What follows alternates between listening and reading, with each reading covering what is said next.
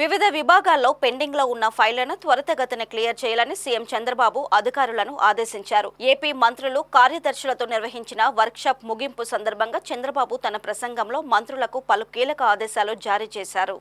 ఏ శాఖల్లో గ్రీవెన్స్ ఎక్కువగా వస్తే ఆ విభాగం మరింత సమర్థవంతంగా పనిచేయాలని అర్థమని చంద్రబాబు చెప్పారు. రెవెన్యూ విభాగంలో అర్జీలు ఎక్కువగా వస్తున్నాయని, దీనికి గత ప్రభుత్వంలో జరిగిన తప్పిదాలే కారణమన్నారు. ప్రజల సంతృప్తి స్థాయిని పెంచవలసిన అవసరం ఉందన్నారు. ప్రజలకు ఆమోదయోగ్యంగా ఉండేలా పాలన సాగించాలన్నారు. స్వర్ణాంధ్ర విజన్ ప్రకారం ప్రతి శాఖ నిర్దిష్ట లక్ష్యంతో ముందుకెళ్లాలని కోరారు. ప్రతి ఐఏఎస్ అధికారి క్షేత్రస్థాయిలో పర్యటించాలని సూచిస్తూ ఇందుకు సంబంధించిన మార్గదర్శకాలను త్వరలో విడుదల చేస్తామని అన్నారు.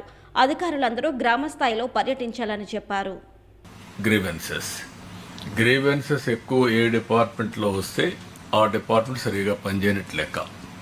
కారణాలు ఏమైనా కావచ్చు, అది హిస్టారికల్ రీజన్ కావచ్చు, ప్రజెంట్ రెవెన్యూ కావచ్చు, లేకపోతే డాక్యుమెంట్స్ ఫోర్జరీ చేయొచ్చు, ఏమైనా చేయొచ్చు. కానీ we have to find a solution. How to find a solution, ఒకవేళ అవసరత రిఫార్మ్స్ కానీ వేరియస్ అటెంప్ట్స్ పెట్టాలి. నాకు కూడా ఇది ఒక ఛాలెంజ్. 3 డిపార్ట్మెంట్లోనే మ్యాక్సిమం 2 డిపార్ట్మెంట్లు లా అండ్ ఆర్డర్లో పెద్దగా వీళ్ళు చేసేది ఏం లేదు. దాన్ని అంతా డిస్పోజ్ చేయడం, కంట్రోల్ చేయడం. మ్యాక్సిమం వచ్చినటువంటి ప్రాబ్లమ్స్ అన్నీ రెవెన్యూలో వచ్చాయి. రెవెన్యూ నుంచి లా అండ్ ఆర్డర్కి షిఫ్ట్ అయ్యే పరిస్థితి వస్తుంది. లిటిగేషన్లో భూ కబ్జాలు కానీ ఇవన్నీ వస్తున్నాయి. ఇంకొక పక్కన దీన్ని మీరు ఏ విధంగా మినిమైజ్ చేస్తారు, ఏ విధంగా కంట్రోల్ చేసుకుంటారు అనేది మీ అందరికి వదిలిపెడుతున్నాను. మీరు ఆ అడ్మినిస్ట్రేషన్లో ఒక టైం బౌండ్ ప్రోగ్రామ్ పెట్టుకొని దీన్ని మనం కంట్రోల్ చేయాల్సిన అవసరం ఉంది. పర్సెప్షన్ ట్రాకింగ్, ఆల్ సోర్సెస్, ఏ సోర్స్ ఉంటే ఆ సోర్స్ ద్వారా నోన్ అన్నోన్ సోర్సెస్ అన్నీ కూడా తీసుకుంటున్నాం. ఇక్కడ రాగద్వేషాలు ఏమి ఉండవు. ప్రజలకు ఆమోదయోగ్యమైన పరిపాలన ఇవ్వాలి. ఇంతమంది కూడా రాజుల పీరియడ్లో కూడా ఇన్ఫర్మేషన్ తెప్పించేవాళ్ళు. ఇప్పుడు కూడా ఇన్ఫర్మేషన్ కమిషన్ ఒక ఆయన పెట్టారు డిపార్ట్మెంట్కి. Over a period of time information minister ఉన్నాడు. ఇంకొక పక్కన ఎక్కడికక్కడ అడ్వర్టైజ్మెంట్లు ఇవ్వడం కానీ, అది మరి ఇంటెలిజెన్స్ పెట్టుకోవడం కానీ, ఇవన్నీ మనం పెట్టుకున్నాం. ఇప్పుడు సీఎం దగ్గర ఇంటెలిజెన్స్ డిపార్ట్మెంట్ ఒకటి ఉంది, ఎందుకంటే రాష్ట్రంలో ఏం జరిగిందో చెప్పడానికి.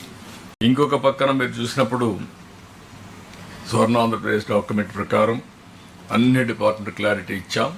5 years క్లారిటీ ఇస్తున్నాం. ఈ ఇయర్ క్లారిటీ వచ్చింది. మీరు ఒక స్పష్టమైన నిర్దిష్టమైనటువంటి టార్గెట్స్తో ముందుకు పోవాల్సిన అవసరం ఉంది.